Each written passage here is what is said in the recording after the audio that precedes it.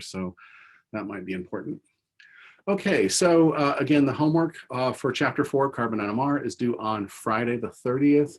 We're going to start 2D NMR today, and we still will have an activity on oh, that's wrong. Should be the 29th is our activity.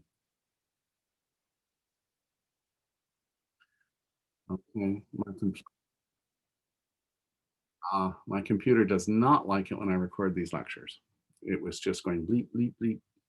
Anyway, okay, so that's what we'll have for this week. As far as due this week, let's see, it's our 10th week. Oh my goodness, our 10th week. And so we'll just have that homework due and class, and then we'll have that activity on Thursday. And it's going to be basically, we're going to start with something simple like some cozy NMR, and we're going to add to it some het core. And we're just going to go through, maybe 2 examples to try to do, each and every step and follow the process for getting that done. Okay. All right. So that being said, yeah, that's everything that there is for administration. Does anybody have any questions? Okay, if you do have questions, you might want to put it in the chat. I'm not sure if I can always hear you right now. I've rebooted my computer a couple times, but I updated it, and so it's been kind of a weird, wonky. So, all right, so what I'm going to do is I'm going to go ahead and share my slides. These slides have been posted to Canvas.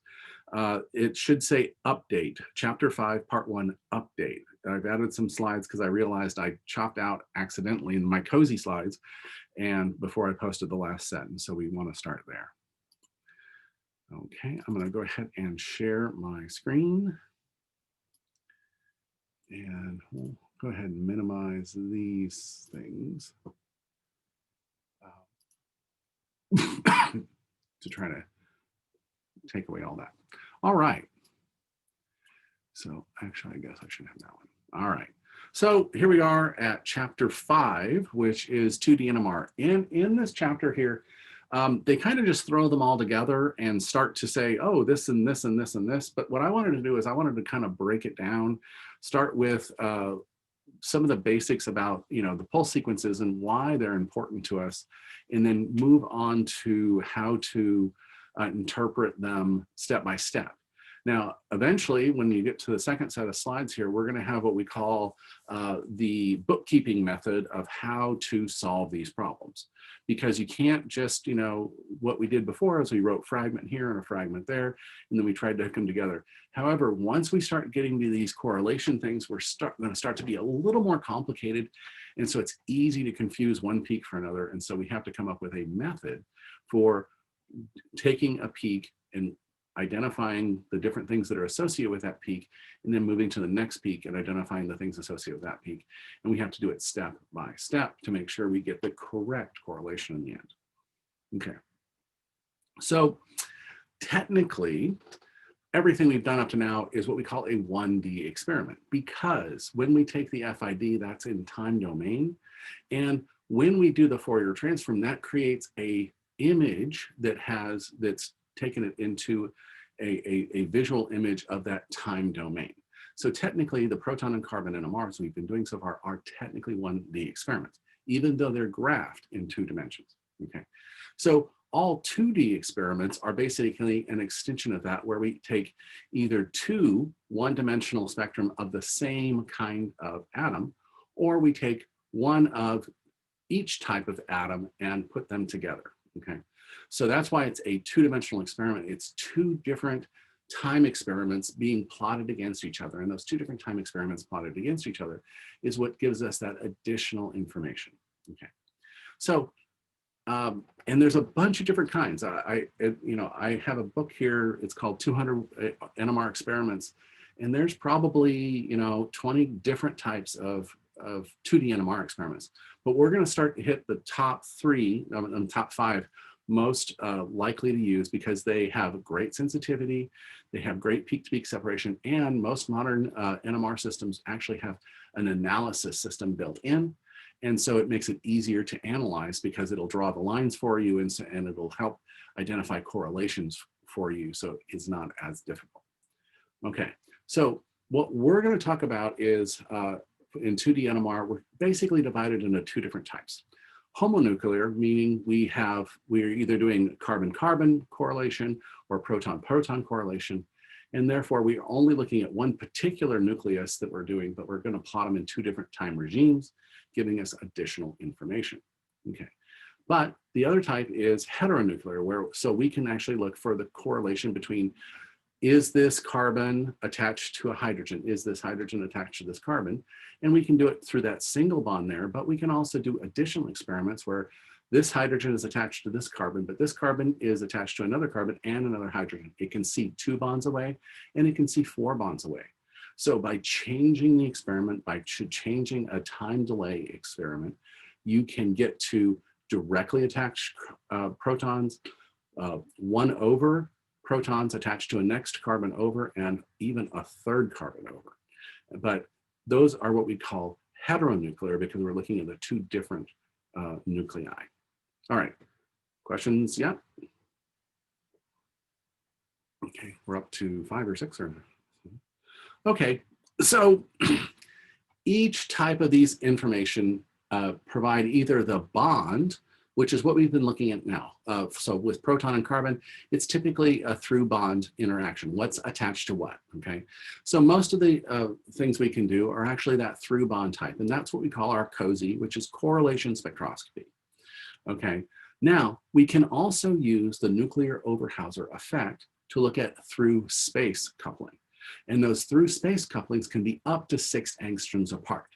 This is especially useful when we have things locked in rings, where you're looking at whether it's in like a boat type configuration or a chair type configuration.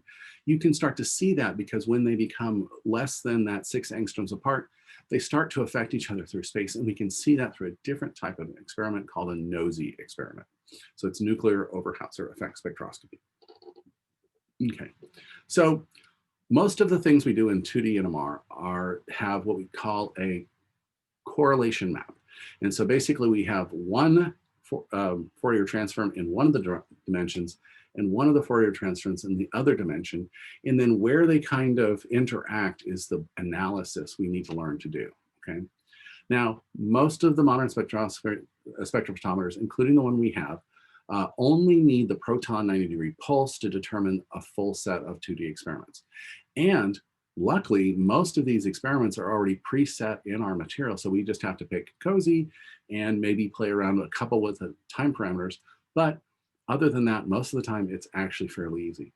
A long time ago, when I first learned it, we actually had to set up the experiment to do a time delay 1, time delay 2, time delay 3, time delay 4.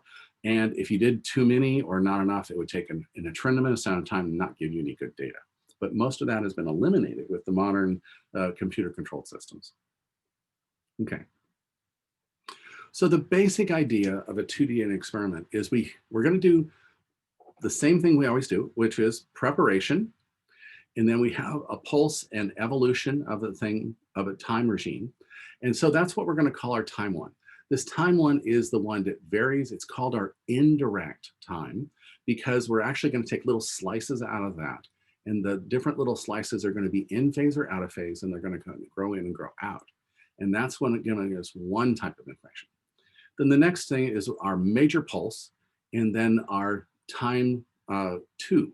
Our time 2 is just waiting for all of the nuclei to relax in whatever time frame you have. Okay, so the idea here is that we're adding this T1 time, and we're changing that delay in that time based on the different areas of shift we should see. Okay, so that is where we get the additional information from, and the FID at the end, the T2, is the normal information we get. Okay, so what does that mean?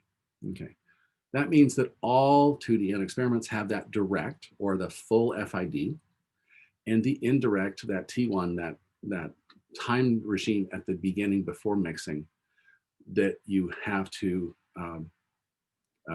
that will be compared by the computer, okay? So, and the variant parameters and the delay. So So the delay is associated with what type of nucleus you have. Obviously, if you have a proton-carbon, you have to have a bigger delay because of time. But with proton-proton correlation, it's typically a short delay, similar to um,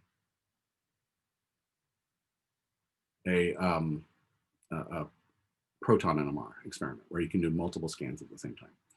Okay, as in any 2D experiment, the digital resolution of the indirect dimension actually is the one that costs you time. Okay, because the number of different segments you do there is the number of different times you have to actually do each segment. So the actual direct one is really easy because you just delay that out a little bit and it doesn't really cost you that many scans. Okay, but by taking smaller and smaller slices in your T1, your indirect dimension, that actually gives you additional scans and additional time to run. So you have to be kind of careful when you're doing it. So most of the time when you run a 2D experiment, you do the standard parameters first. But if you see some spurious peaks, you can start changing your T2 slightly to enhance that resolution. Okay, so in NMR, besides being the heteroatom versus the homoatom, meaning the same nucleus versus two different nuclei, we actually have a bunch of different experiments within them, and they all do different things. Okay, so the first one is called COSY, or correlation spectroscopy.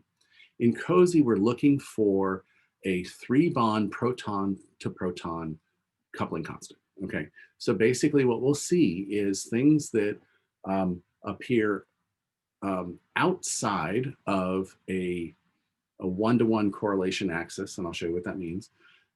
Outside of that means that those things have coupling constants, and therefore they are within 3 bonds of each other. Okay, so in COSY, we typically see this with proton-proton NMR, where we can actually see which hydrogens are next to other hydrogen and which hydrogens are not next to them. And we'll see that by where they have a peak in the plot or not. Okay, another thing we can do with that, and so this is where we have direct bond connection. If we want to look at through space interactions, say we have a ring or a fixed ring or something like that, or something that we think is fixed in space, we can then use that nuclear Overhauser effect. Excuse me.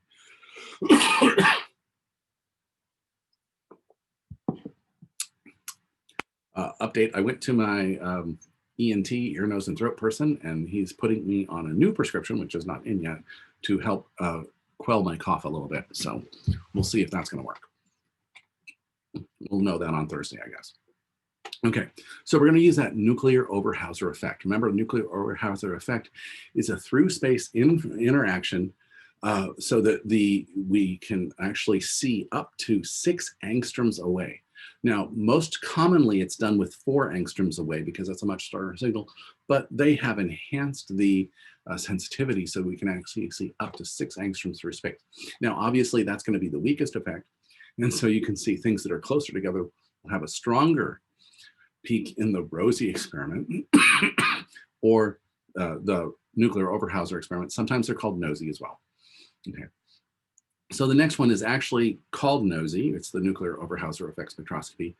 And this is where we see cross peaks just between protons up to 6 peaks across. So it tells you 2 different things. The rotating frame one tells you difference than the other one because of the proximity and it'll tell you proximity versus connectivity. Okay, and then the last one, which is kind of a COSY experiment, but it's a heteronuclear experiment, and there's a couple different kinds. There's the single quantum coherence, and then there's a one that is actually a greater number of bonds. In the single quantum coherence experiment, we're just looking at 1 bond correlation. So basically, you have a proton on one axis, a carbon on the other axis, and if they show peaks, that means this hydrogen is attached to this carbon. Okay, there's another one where you can go through up to the 2 and 3 bonds. Those are also heteronuclear experiments, but they have a different name. It's HSBC. So we'll look at both of those as we go forward. All right, questions on the different types. So the things we're going to look for is, are they the same atom? the same nuclei on the two axes. Those tend to be the cozy types experiments, are the nosy experiments. And if they are different, those are the heteronuclear, sometimes called het core. And het core is the common name for a whole class of experiments that we have for that. And you can think of it as heteroatom correlation spectroscopy. Okay, so let's look at the pulse sequence a little bit with this homonuclear or proton-proton cozy. It's one of the really common ones. It is really easy to set up. It has a really good, because of the sensitivity of the time regime within the computer run system, it's very easy to get really good examples. And again, what we're looking for is the delay. What we have here, right, well, we have this is what we call our relaxation or decay time, making sure everybody is all aligned in the magnetic field, okay? Then we have our first pulse at 90 degrees. Then we have this variable here, this T1. T1 is varied, and we take different segments of it. And so when things are in phase and out of phase, that's where we get that information. Then we have our second pulse, and then we just measure our direct FID. Without this part right here, it would just be a standard proton spectrum. We have our pulse and we listen. We have our pulse and we listen. Here, we have a pulse, and by changing this time here, we get different things relaxed at different times, and so we get different peaks. Okay. So the disadvantage is that it tends to be a little lower resolution than other types of proton-proton spectrum, but it's so easy to do, most people do it. Occasionally there are spurious little peaks on the sides, but you can change the sensitivity and get those out. Of the different possible correlation spectroscopy, it actually doesn't give you as much information as other ones. It only gives you that direct 3-bond connection. It doesn't give you anything other than that. And therefore it makes it easy with lower molecular weight materials, and for rings in particular. But as you get too big, they just start overlapping and you don't see any information at all. And so so that's a kind of a disadvantage of cozy. But for small molecules like 2 rings, like sucrose 2-ring sugars, you can get pretty decent correlation with the cozy. Okay, so like I said before, what we're going to see is we're going to see 2-bond and 3-bond connections only. Okay, and so if we look at the general idea of what we're looking for in the graph here, is that all of the peaks will show up on a diagonal right here. Okay, and that's basically just saying this proton, when we have our spectrum on one side and our spectrum on the other, these will just correlate to the major peaks on both of the spectra. Okay. And then what we'll see is, so we don't really care anything on this line, okay? And then we want to take 1/2 or the other half of the spectrum, either above or below the line, and that's what we look at. We don't have to look at both because it's a mirror image of each other. So basically we could just say, okay, let's just not look at this half and only look at the top half, okay? Now, if you have a 3-bond connection between one hydrogen that has this shift and one hydrogen that has this shift, you will see an off-axis peak. You'll see a peak outside of that axis. And that means you have a 3-bond correlation between those two types of protons at those 2 different shifts. Okay. So in this case here, we're looking at the 3-bond connection between proton, let's call that proton A, B, C, and D. Okay. So this is A right here. This is B, this is C, and this is D that we would have just on our diagonal line. Okay, so that's just identifying where these proteins are. And so proton A is only within 3 bonds of proton B. So it pops up here, okay? Well, that also means that proton Bs are also within 3 bonds of proton A. And that's why we get this off axis, an A plus B spot off axis. Now, A is too far away to be seen by C. So A is 5 bonds away from C. Therefore, we don't see a peak. Okay, that's what this X means. We don't see a peak in that space. And it is 7 bonds away from this peak, so we don't see a peak here. Okay, again, we're only seeing that 3 bonds through space.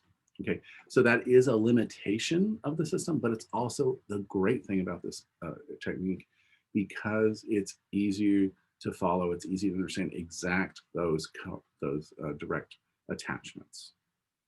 Okay, so the fact that we're going through that now, okay, so let's look at our next set here. So A will look at B, but B can see C and it can see A, right? So our B right here can both see the C proton and the A proton. And so B should have 2 different peaks associated with it. It has a peak associated with the protons on A, and it has a peak associated with protons on B. So it has 2 different signals off of the diagonal axis, indicating it's within 3 bonds of 2 different types of proton shifts. Notice this is a 3rd shift now. Our number C is our 3rd shift, and so we can tell that directly. And then if we go ahead and do our last analysis with C, we're looking at the connection between here and here. So we should see for our bond C should have a connection to something that's a B and something that's a D, and we see that. So our C is associated with the B here and the D here. Okay. And then of course, D is too far away from everything else, so we only have that 1 signal associated with it, and we don't see that 5th bond signal or that 7th bond signal. Okay. So what we'll see is, in this simple example, is we have a direct correlation that this shift is only near these hydrogens, sorry. This is only near these hydrogens, and this is only near these hydrogens because of the correlation. All right, any questions on that?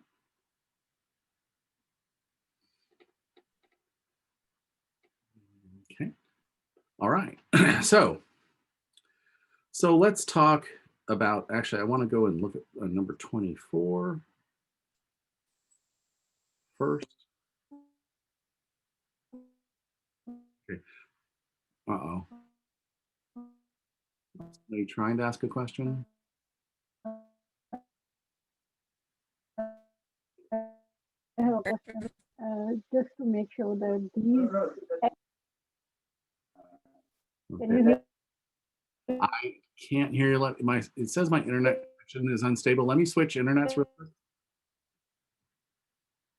Okay. Try again.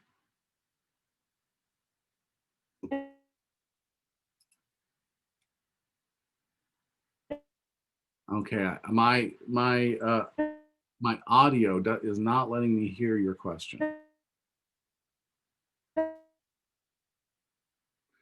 And can I explain the signal? So you guys can hear Iram and I can't. That's what I'm getting from the chat here. Explain the signals again. I'm going to do that with this example here, this crazy example here. Okay.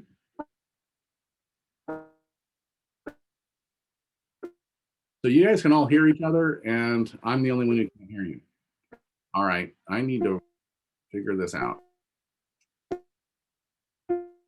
Okay, well, all right. Well, I'm going to explain the signals again, and I want to show you on a slightly more complex system with real peaks. Okay, let's look at that analysis using this system. And what we've done here is, this is our simple cozy that we expect to see. And again, we have a proton NMR here and a proton NMR here. Notice they're exactly the same. And the only difference is in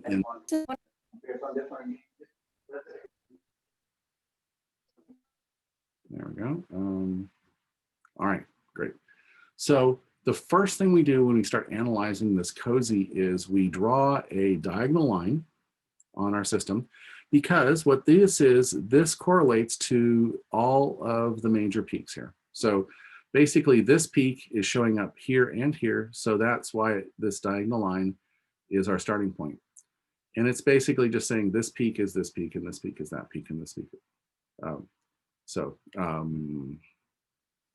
That this peak right here is that peak right there.